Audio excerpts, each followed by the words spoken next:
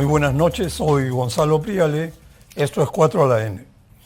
Iniciar un proceso de cambios de fondo en la gestión pública contribuirá a desarrollar una institucionalidad enfocada en mejorar el bienestar de los peruanos, asegurando mayor valor por dinero del gasto público con rendición de cuentas, para generar confianza, atraer inversión privada, crear empleo y dejar atrás la pobreza sosteniblemente.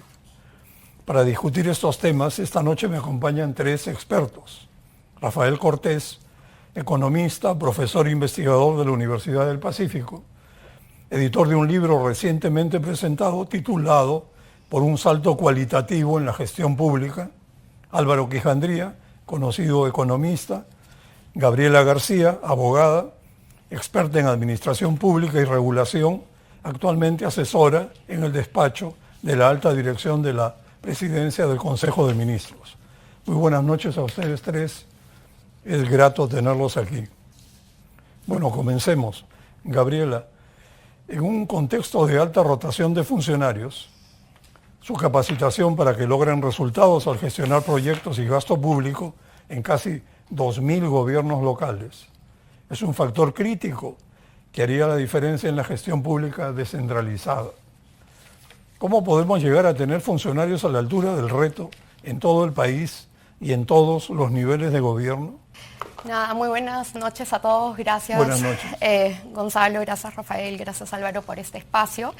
Sí, creo que es, recogiendo tu pregunta, es importante comenzar a continuar con el esfuerzo que se viene haciendo de la reforma de implementación del cuerpo civil.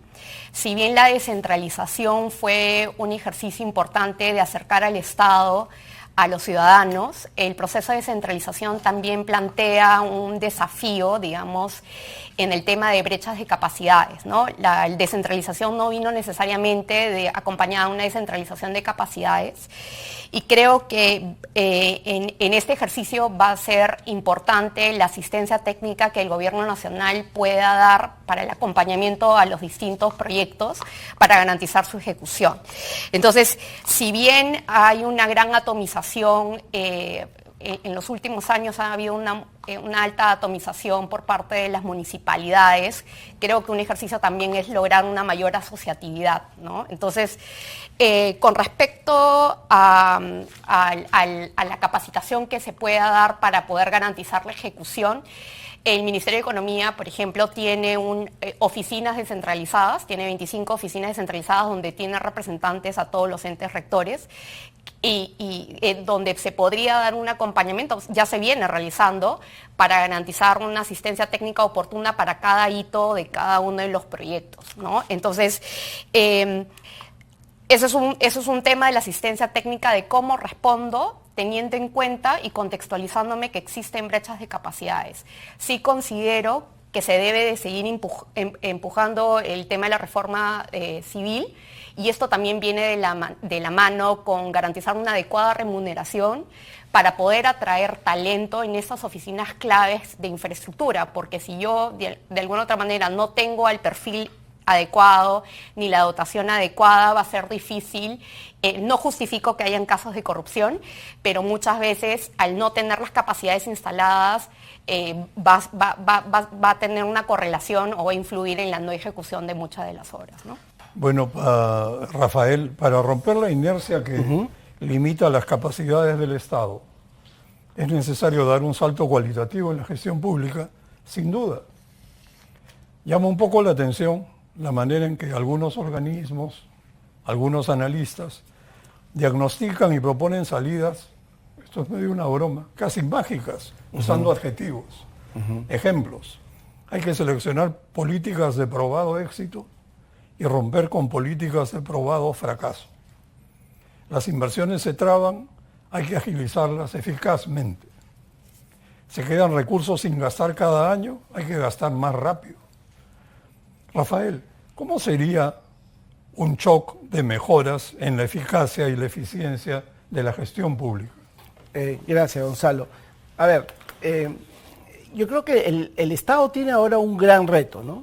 Hemos avanzado, como todos sabemos, en términos de avances en la política macroeconómica, hemos logrado grandes avances en el control de la inflación, pero tenemos una agenda pendiente, que es el tema de cómo asignar los recursos de manera eficiente, ¿no?, en el Estado.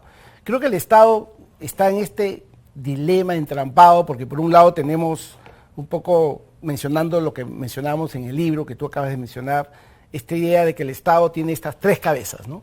Entonces, una de las cabezas es la parte del Leviatán, digamos, político, ¿no?, que todos conocemos, la clase política que claramente está respondiendo a un tema de votos y no está respondiendo a las necesidades de la población.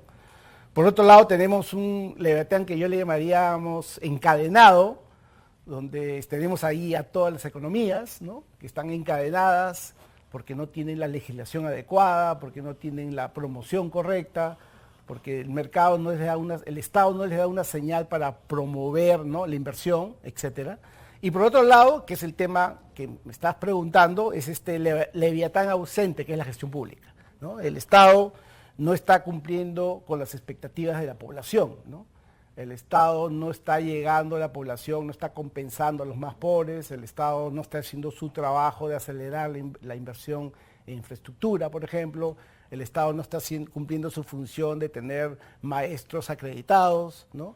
El Estado no está cumpliendo adecuadamente su función de relanzar el sector salud para dar protección financiera, por ejemplo, o para dar mayor satisfacción a sus usuarios, etc.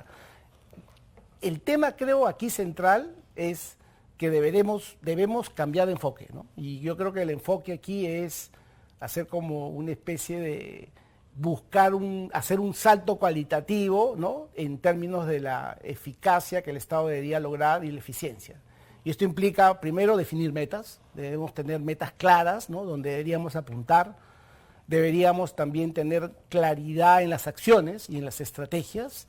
Y claramente necesitamos un nivel apropiado de consensos en estas tres grandes fuerzas de la economía, que son el sector privado, ¿no?, los gestores públicos, ¿no?, y la clase política. Muy bien. Álvaro, según la Contraloría, a diciembre de 2024 hay 2.700 obras públicas paralizadas por un monto de inversión actualizado de 43.000 millones de soles. Las obras regionales y locales paralizadas en monto constituyen 63% del costo actualizado paralizado total.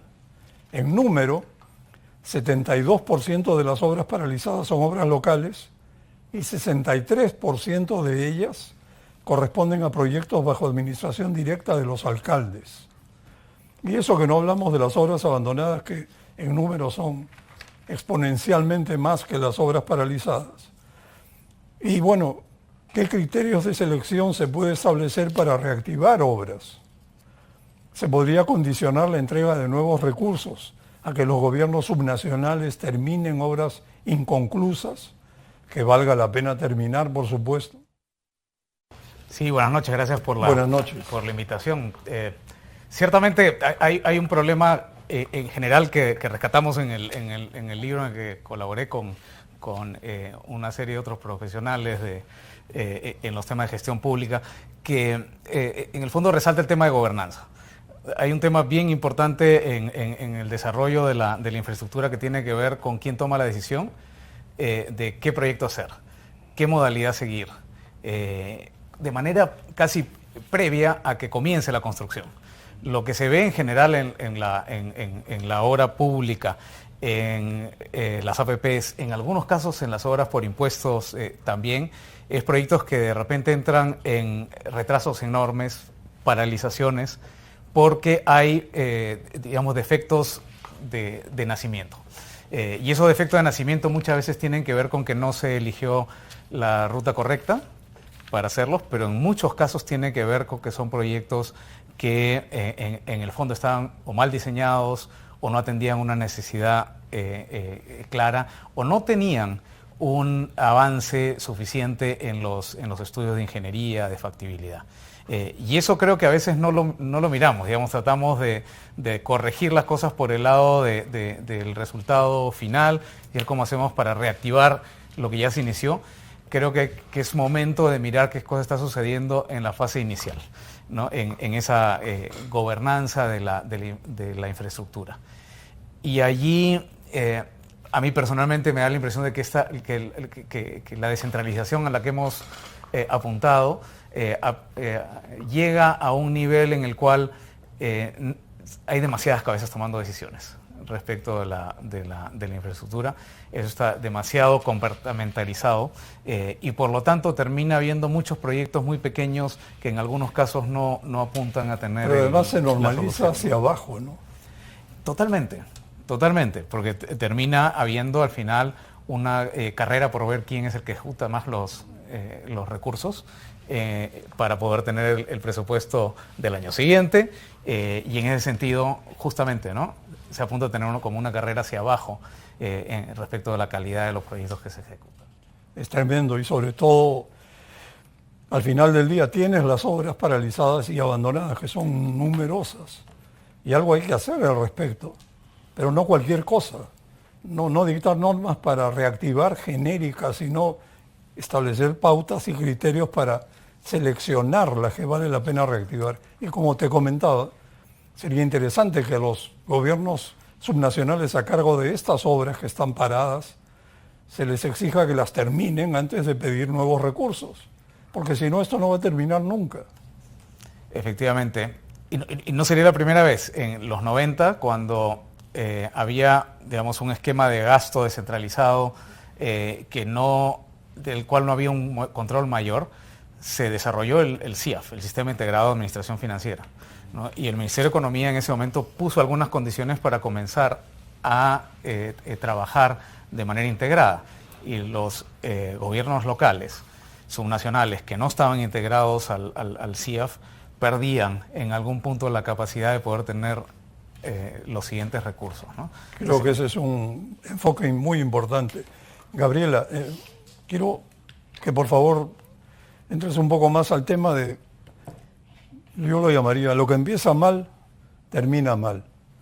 La calidad de los estudios de prefactibilidad, como mencionó Álvaro, son un tremendo desafío. El banco de proyectos de inversión autorizados excede la capacidad de ejecución de proyectos a los que se asignan recursos cada año. Se privilegia cantidad sobre calidad y muchos proyectos caducan. ¿Cómo se podría salir de este círculo vicioso? Sí, gracias por la pregunta. Justamente la OECD, en uno de sus últimos reportes, comenta acerca de cómo la infraestructura podría tener realmente una contribución en el desarrollo. Y uno de los puntos de las 3 condiciones que desarrolla es, el primero, tener un diagnóstico de largo plazo. Y en ese sentido no solamente es una foto, digamos, sino ver de una manera tendencial cómo el ir atendiendo a infraestructura, determinada infraestructura va a ir atendiendo determinadas brechas, de una manera tendencial, obviamente manteniendo determinadas condiciones. El otro punto es realmente tener una cartera que ante este diagnóstico pueda responder a esos problemas y tener una cartera adecuadamente formulada, ¿no? Esos son los 3 componentes que la OECD, y digamos hay un consenso académico sobre eso. Sobre estos tres puntos, yo creo de que si bien ha habido una presión política porque hay determinadas brechas e insatisfacción en acceso a infraestructuras económica, infraestructura social y también de servicios públicos, creo que muchas veces se ha ponderado elementos más de costo-efectividad o de evaluar por el tema de reducir un poco los tiempos y los requisitos y al haber esa presión política de responder a necesidades que han sido insatisfechas históricamente, se ha relajado determinados estándares con esa búsqueda de poder atender a esta histórica no atención, ¿no? Entonces, creo yo que uno de los elementos que podrían ser tomados en consideración es, uno, partir de nuevo de recoger la capacitación a los funcionarios, ¿no? El tema de estándares, de metodologías, ¿no? Hay un tema, nuevamente, en el gobierno subnacional, tú tienes como hemos estado hablando, una alta atomización, tienes casi 2.000 municipalidades.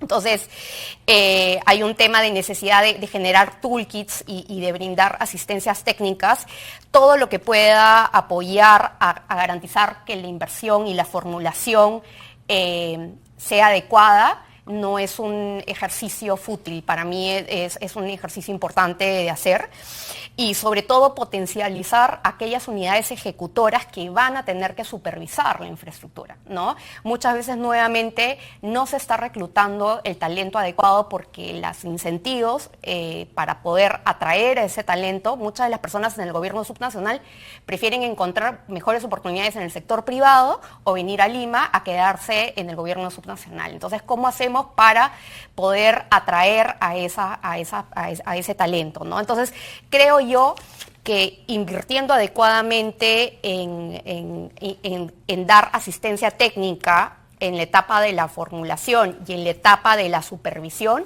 nos ahorraríamos muchos elementos, pero todo parte desde un esquema que básicamente ya la OES desarrolla, ¿no? Eso sería. Rafael, en el libro afirman que, aunque mejoró el nivel de vida de la población en las últimas décadas, no se logró contrarrestar el centralismo por una gestión deficiente de los recursos y los servicios públicos. Pero veamos, la verdad nunca se ha entregado tanto dinero para obras a las regiones y localidades. El año pasado fueron 33.000 millones de soles, 57% del gasto devengado total anual. Y la política se ha descentralizado de facto porque los partidos nacionales perdieron vigencia ante los movimientos regionales. El centralismo no ha vencido a la descentralización, me parece. Su falta de impacto parece deberse a fallas en su origen. Rafael, ¿no será que la descentralización se lanzó prematuramente, sin un buen diseño, sin liderazgos a la altura del reto y sin capacidades administrativas en las regiones y gobiernos locales? Sí, efectivamente, Gonzalo. Yo creo que... Y ahora estamos pagando las consecuencias. Total, sí. Las reformas que se hicieron a nivel central en los 90, ¿sí?, que nos permitieron hacer cientos de avances interesantes. Por ejemplo, en salud se hicieron programas verticales muy sólidos, ¿no? Tenemos la experiencia de la SUNAT, ¿no? Los entes reguladores, ¿no? Y luego empezó la descentralización, ¿no? Yo lo que veo es que avanzamos en generar una burocracia centralizada más o menos sólida durante una década, y luego pasamos a pasamos gran parte del presupuesto nacional a las regiones que justamente no habían generado un proceso de cambios en sus instituciones, ¿no? O sea, si vemos las estadísticas es lamentable, ¿no? Tenemos grandes fondos, por ejemplo, en muchas regiones con altos niveles de pobreza, y hay una correlación entre esos. Cajamarca es el ejemplo típico, ¿no? Grandes cantidades de dinero de canons, ¿no? Y altos niveles de pobreza, ¿no? Y efectivamente las regiones no han generado las capacidades para administrar de manera eficientemente ese dinero, ¿no? Lo más grave que tenemos también en paralelo el tema de economías ilegales, ¿no? ¿Sí? El tema de economías ilegales que va en paralelo con gobiernos locales, ¿no?, poco efectivos, poco eficientes, poco eficaces en utilizar el dinero del Estado. Y creo que ese es un reto muy grande. En algún momento creo que el Ministerio de Economía y Finanzas dejó esta parte de economía, ¿no? Ese es mi punto de vista, y que en mi opinión eso significaba que el Ministerio de Economía y Finanzas de otra manera se insertaba y promovía que los sectores, ¿no?, hicieran cosas innovadoras, ¿no? Fiscalizaba, regulaba. Por ejemplo, en el caso del sector salud, ¿no?, todo el tema de pagos por desempeño es un tema que básicamente se llevaba mano a mano con el Ministerio de Economía, ¿no? Y la lógica era, claro, generar mayor cantidad de valor de dinero que el Ministerio de Economía entregaba al Ministerio de Salud, ¿no? Y se promovió pago por desempeño en los programas, por ejemplo, de nutrición, ¿no?, en muchos programas específicos. O se vinculaba, ¿no?, el trabajo, los fondos de las multilaterales, ¿no?, directamente con grandes proyectos, ¿no?, con los ministerios sociales, ¿no? Esa parte creo que se ha perdido, ¿no? El Ministerio de Economía y Finanzas ha pasado a ser más finanzas, ¿no? y ha perdido un poco ese rol de promover que los sectores claves, por ejemplo, creo que educación y salud son muy buenos ejemplos, que tienen el 31% del presupuesto de la República, ¿no? Vamos a hablar de eso perfecto. En el próximo bloque. Muy bien. Álvaro, para terminar, hay un poco de tiempo. A veces siento que tenemos un problema de mentalidad y en vez de encarar los problemas y resolverlos en el acto, cuando los vemos, dejamos que se acumulen y se vuelvan recurrentes.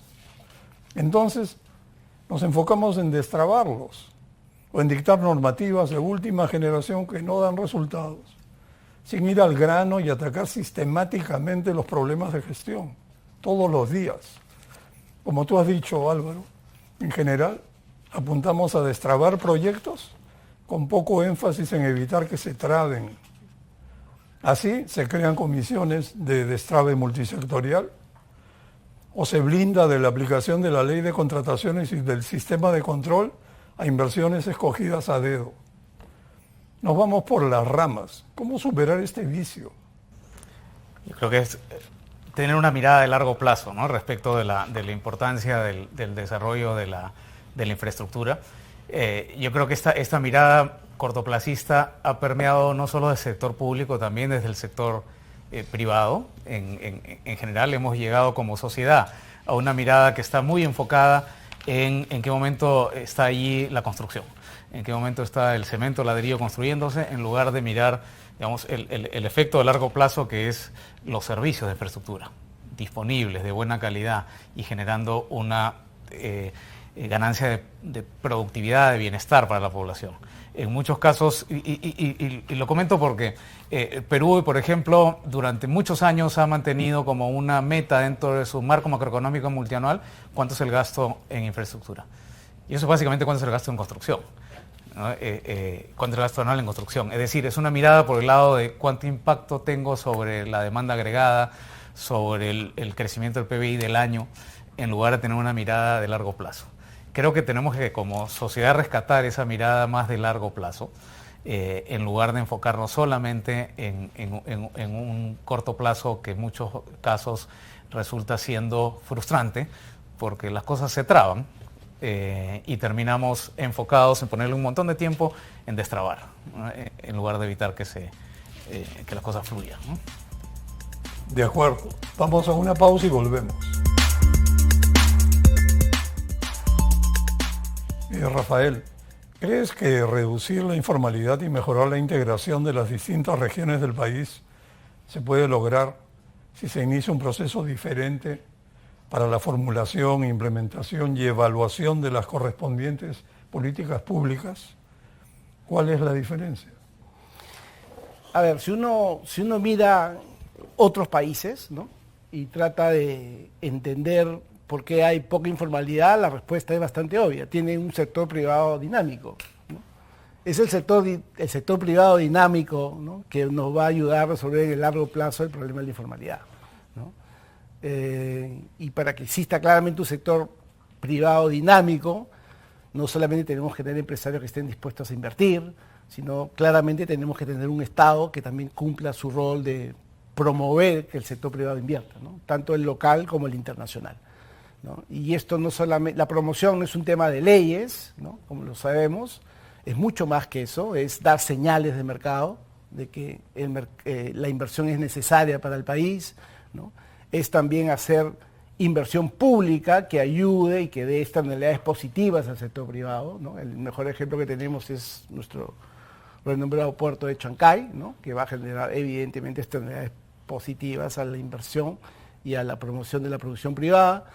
Entonces, en realidad, yo diría que no hay una varita mágica, ¿no? La única respuesta a la reducción del sector privado es fundamentalmente ayudar a que el sector privado no genere empleo formal, ¿no?, bien pagado, bien remunerado, de tal forma, digamos, que el sector privado, ¿no?, genere empleo masivo y la informalidad se reduzca, ¿no? Y esto va a tener impactos evidentemente en otros sectores, ¿no?, en la parte de pensiones, ¿no?, en la parte de seguridad social, en salud, ¿no?, que viene, digamos, de la mano con la reducción de la informalidad.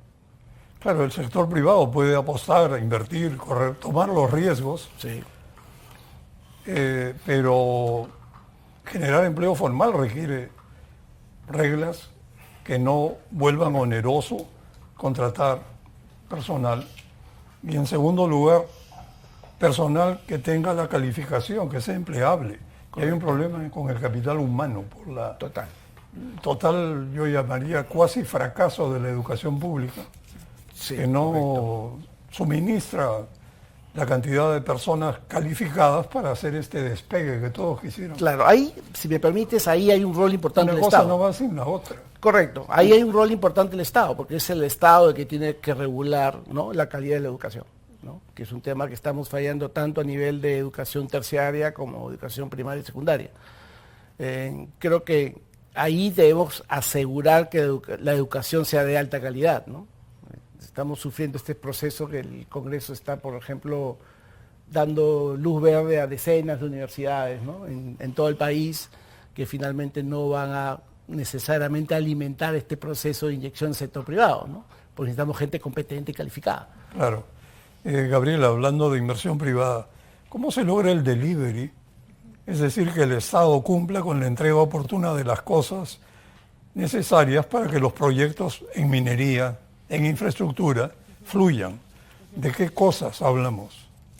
Sí, creo que para garantizar primero el delivery, y creo que Álvaro lo mencionó, ¿no?, es importante no perder de perspectiva de que que los proyectos tienen un valor público, ¿no?, y que tiene que haber una orientación al ciudadano, ¿no?, entonces, y una orientación de resultados. Entonces, creo que en la tubería de cualquier proyecto, sea de infraestructura o de minería, uno de los grandes elementos que se tienen que tomar en cuenta es que muchas veces no se internaliza el costo de las demoras, ¿no? Que un proyecto esté trabado un día o 2 o 3 años es lo mismo.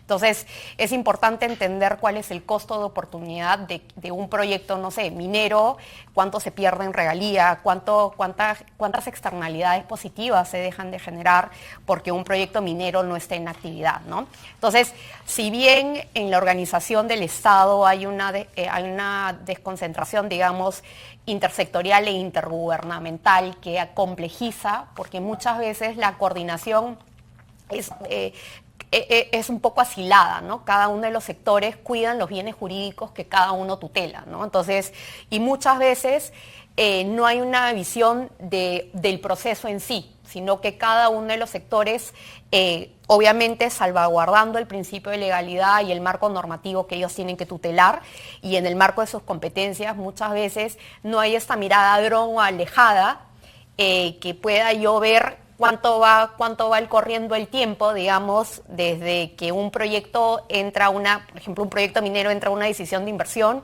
y tiene que pasar por una viabilidad ambiental, a una etapa a un permiso operacional o autorizaciones hídricas o autorizaciones de derecho superficial, ¿no? Solamente en un proyecto minero estamos hablando de la cadena de valor de casi 300 permisos que están de manera intersectorial e intergubernamental. En un proyecto de infraestructura estamos hablando desde el EDI, autorizaciones municipales, liberación o sea, todo el tema de expropiaciones que también a veces complejiza.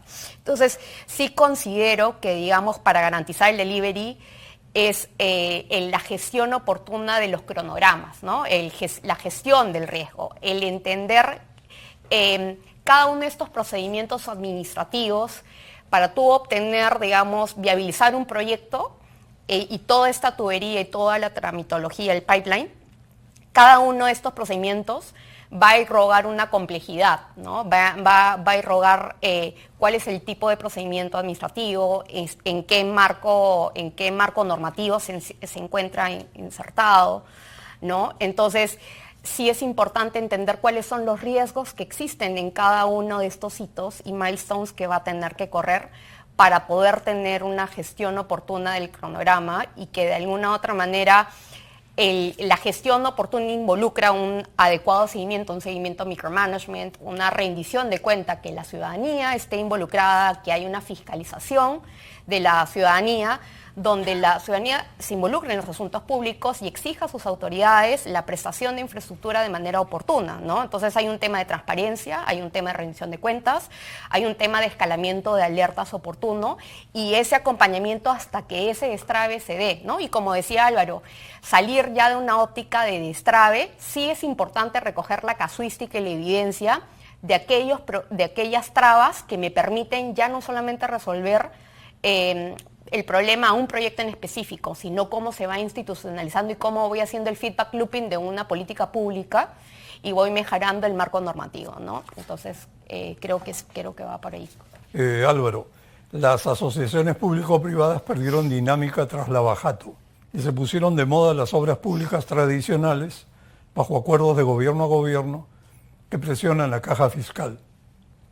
Ha señalado que rescatar las asociaciones público-privadas como el instrumento clave para el cierre de brechas, requiere transitar de un sistema estancado a un sistema maduro para recuperar su dinámica. ¿Qué es un sistema maduro? Un sistema maduro es un sistema en el que se pasa de forma efectiva de una adjudicación a tener los servicios de infraestructura. Yo lo pondría así. En tiempo y en presupuesto. Poder tener los servicios a disposición del público, ¿no? A tiempo, costo, pero lo fundamental es poder tener los servicios a disposición del público. Porque es ahí en realidad en donde hemos entrado en un problema importante que no depende ya de un solo actor, no depende solo de Proinversión, de la agencia que adjudica, del Ministerio de Economía, sino en general de todos los actores que al final requieren esa infraestructura de salud, de educación, de comercio exterior, es algo múltiple, ¿no? ¿Por qué lo menciono? Porque aquí hay un tema bien importante, a veces recurrente de tratar de saltar etapas, ¿no? De tratar de saltar etapas para poder llegar al anuncio de firma de un contrato, adjudicación, y ese incentivo a lo largo de, yo diría, los últimos 15 años de repente, nos ha llevado a crecientemente, en algunos casos, tener proyectos que se han adjudicado, que luego tienen un tiempo muy largo para poder llegar a poder prestar esos servicios de infraestructura. En el libro menciono una información que viene de una revisión de portafolio que es de APPs, ¿no? Solo la parte de APPs, que se hizo entre los años 2007 y 2017, 10 años. Y lo que se encuentra es que los tiempos para poder adjudicar un proyecto APP, es decir, seleccionar a quién es el encargado de la concesión, toman más o menos 16, 17 meses, un año y medio, ¿no? De manera gruesa. Sin embargo, para llegar de allí al cierre financiero son otros 21 meses. Es decir, es más largo el tiempo que toma en muchos casos, y esos son promedios, ¿no? Ahí estamos hablando un poco de todo, hay proyectos que son muy rápidos, hay proyectos como las líneas de transmisión eléctrica, y hay otros proyectos que son mucho más complejos, que toman más tiempo, pero los promedios dan una mirada, creo que, gráfica.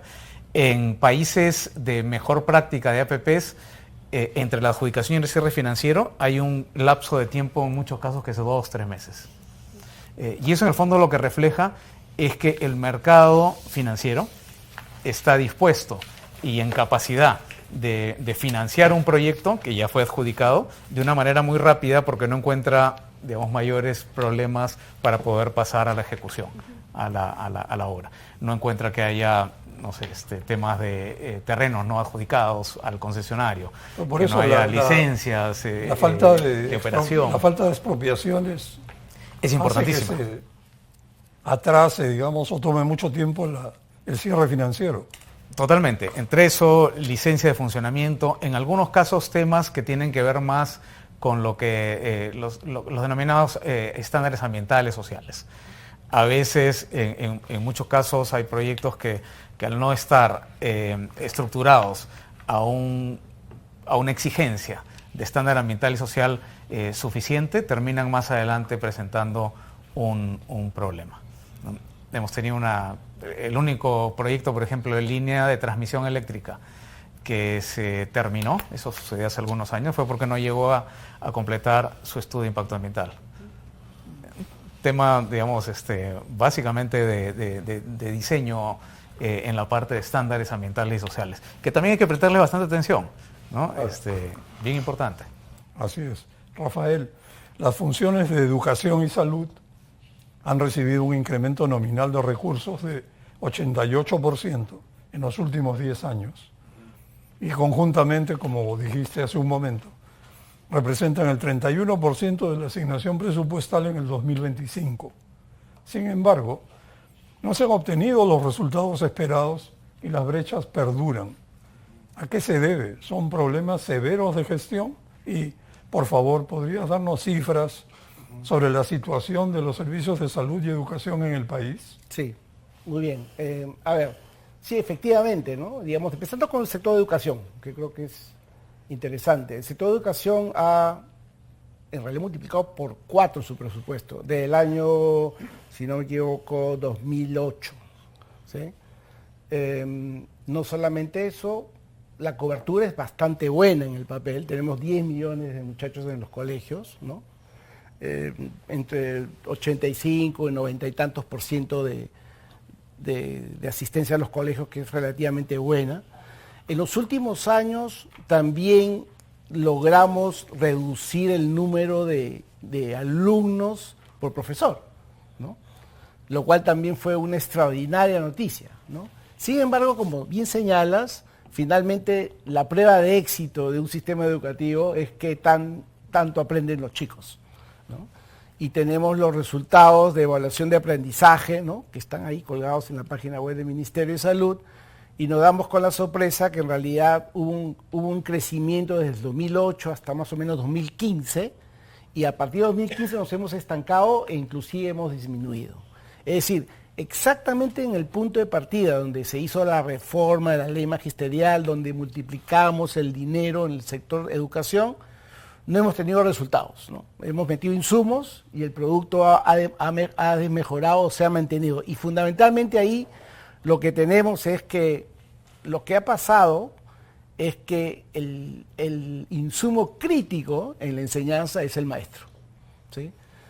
Y no hemos logrado elevar, digamos, la capacidad de conocimiento de enseñanza de nuestros maestros. Esa es la realidad. Tenemos casi 600.000 maestros y todos los años más o menos 20.000 dan la prueba. Parte de ellos pasan la prueba. Entonces estamos hablando que no más del 5% anual dan la prueba y menos de la mitad pasan la prueba, ¿sí? Yo creo que el tema crítico fue que quizás se debió haber tomado una decisión política que es muy dura, ¿no? De decir, si bien la participación es voluntaria, esto tenía que tener un fin, ¿no? Es decir, si yo soy maestro, no puedo dar la prueba 10 veces, o no puedo simplemente negarme a dar la prueba. Esa es una manera, digamos, explícita del Estado de reconocer que tiene maestros no acreditados, ¿no? Y esto ha tenido, pues, claramente un impacto en la educación de los chicos. Ahora, tenemos también brechas terribles de infraestructura, ¿no? ¿Sí? Más de la mitad de los colegios del país no tienen electricidad, no tienen agua, entonces ahí también hay serios problemas. ¿Y en salud? En salud es aún peor, el 70 y tantos % de los establecimientos de salud no son completamente acreditados, es decir, tienen limitaciones en la atención de salud. Y nuestros hospitales, la mitad de los hospitales, ¿no? Entonces hay un tema muy serio, tanto en salud, en educación, que son críticos porque esa es la base del proceso de formación de capital humano. ¿Plata han tenido? Claro, el sector salud exactamente y lo mismo, ha triplicado presupuesto en los últimos 15 años. ¿Y qué ha pasado? ¿Dónde se ha ido esa plata? A ver, en el sector salud, quizá la respuesta a eso es entender cuáles son las características básicas de los sistemas de salud exitosos, ¿no? Y la respuesta a eso es que los sistemas de salud exitosos parten con una idea que se llama separación de funciones. Es decir, por un lado tienes tú quien financia y por otro lado tienes los que recogen ese dinero y prestan servicios. Ahí claramente hay una división de rol, ¿no? El financiador, ¿cuál es su objetivo? Su objetivo es comprar salud al menor costo posible, ¿no? Y el que recibe la plata, ¿cuál es su objetivo? Obviamente minimizar costos para ganar más dinero, ¿no? Que es el dinero que recibe el financiador. Ese tema no lo tenemos muy claro en el Perú, a pesar que hay una ley, que es el Decreto Supremo 010-2016, que establece la separación de funciones. Eso no se ha llevado a cabo. ¿no? El Salud, por ejemplo, lo tiene como agenda pendiente, no lo ha hecho. El Salud es una empresa, ¿no? Donde está integrada la prestación y el financiamiento, y por tanto no hay ese incentivo, ¿no? No hay el incentivo de reducir costos, de implementar mecanismos de pago, etcétera. Entonces ahí hay un tema, ¿no? El otro tema que también es, creo, central es tanto el sector salud. Hay una idea que quizás influye, esa frase fácil de decir que la salud no es negocio, la educación no es negocio. Así miren lo que tenemos. Y tampoco tenemos salud universal ni educación universal. Son derechos declamativos, pero nada más.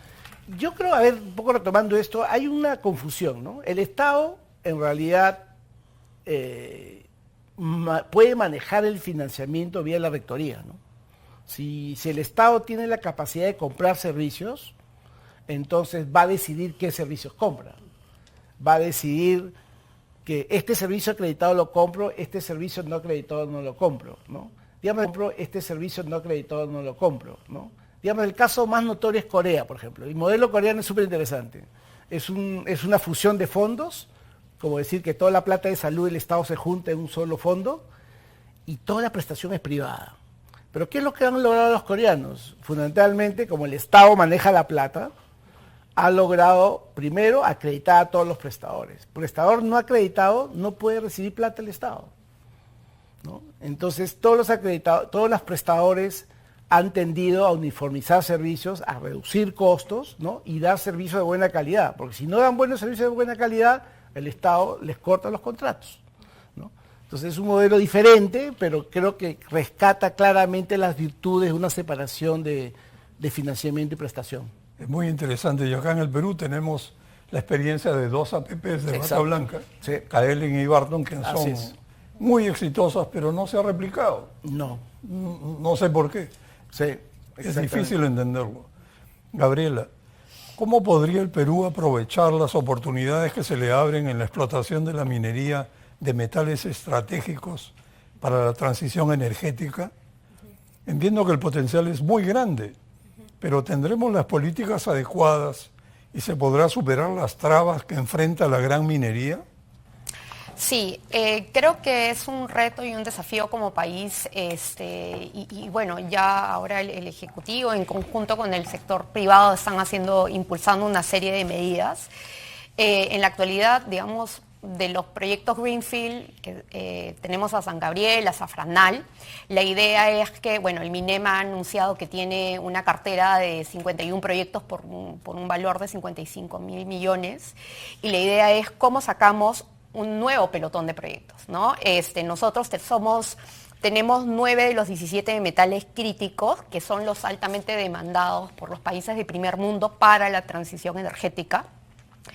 Y tenemos un potencial geológico porque tenemos 1.51 del territorio concesionado, ¿no? Entonces, y tenemos una serie de ventajas comparativas, ¿no? Tenemos el cash and cost más bajo, tarifas eléctricas bajas, a diferencia de los países de la región que también compiten con nosotros como Chile y Argentina, ¿no? Entonces, digamos, podríamos aprovechar estas ventajas comparativas de este potencial geológico, digamos, de estas ventajas, pero creo sí que hay una oportunidad para poder revisar un poco la regulación, sobre todo en el tema de exploración, digamos,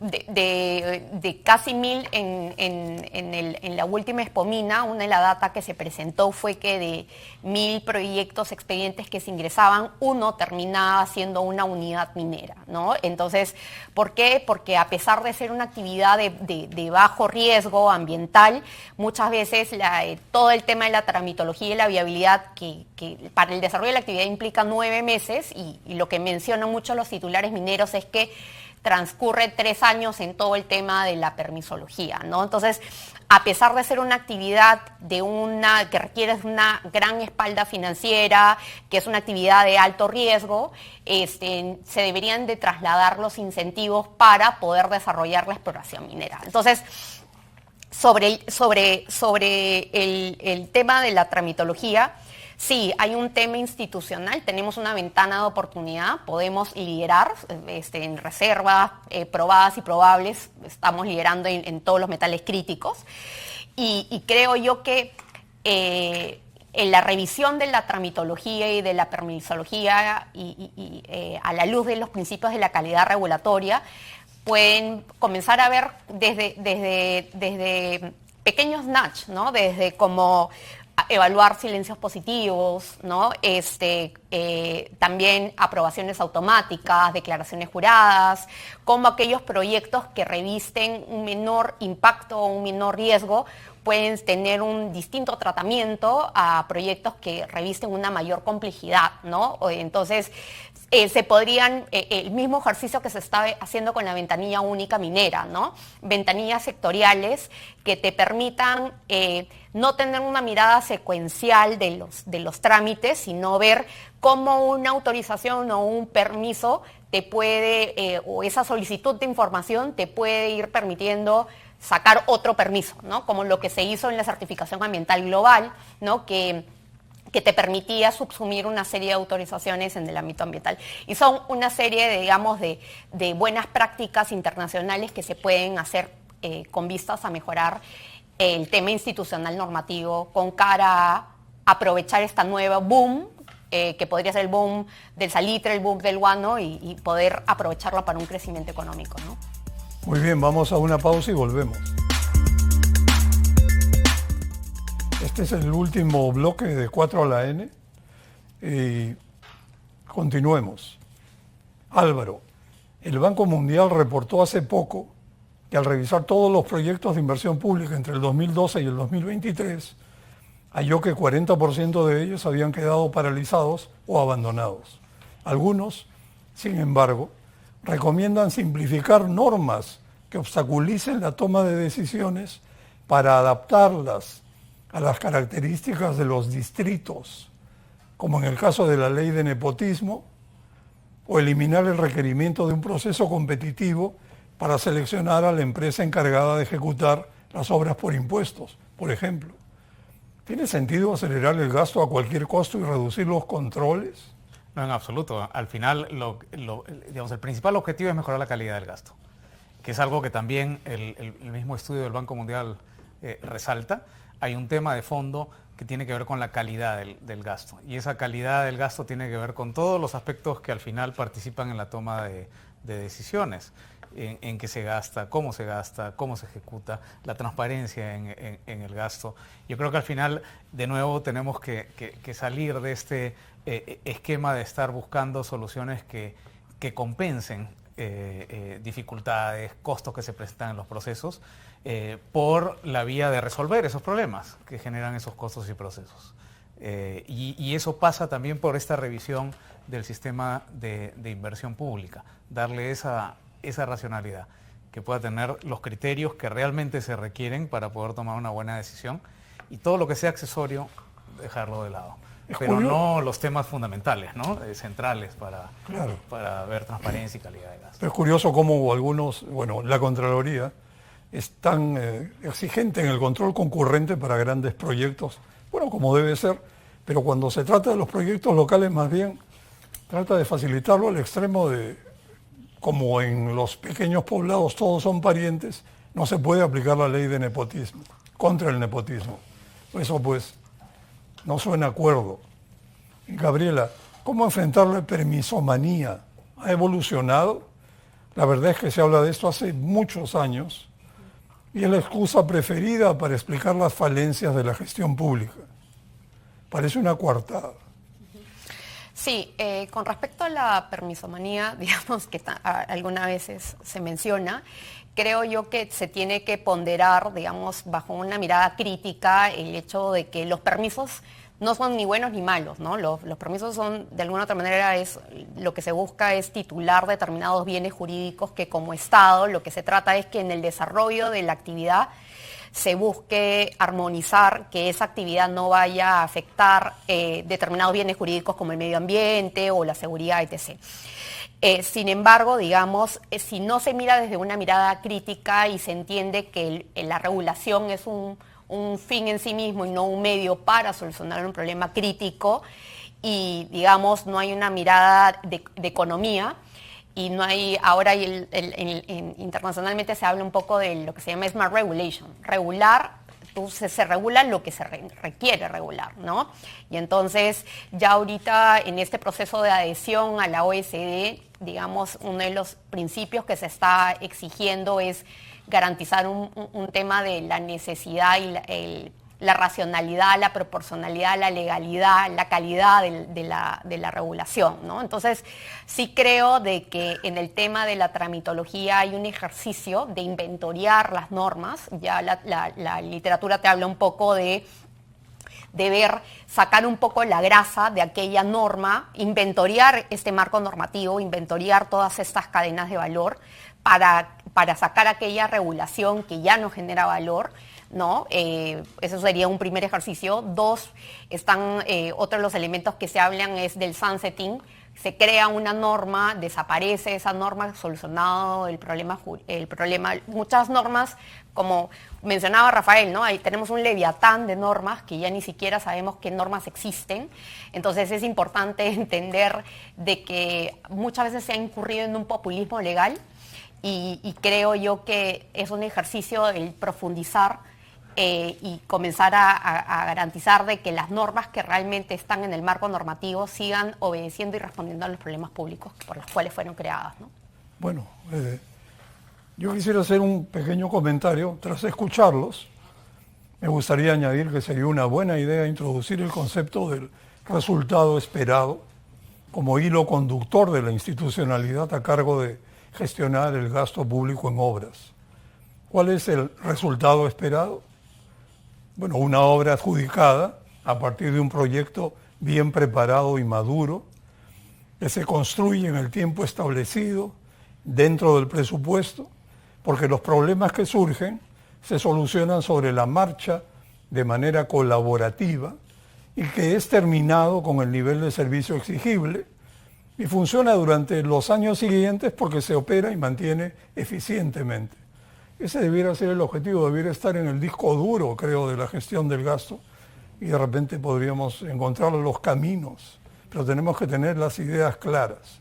Bueno, quedan pocos minutos y les pediría que en máximo 1 minuto o 2 minutos hagan un balance de lo conversado.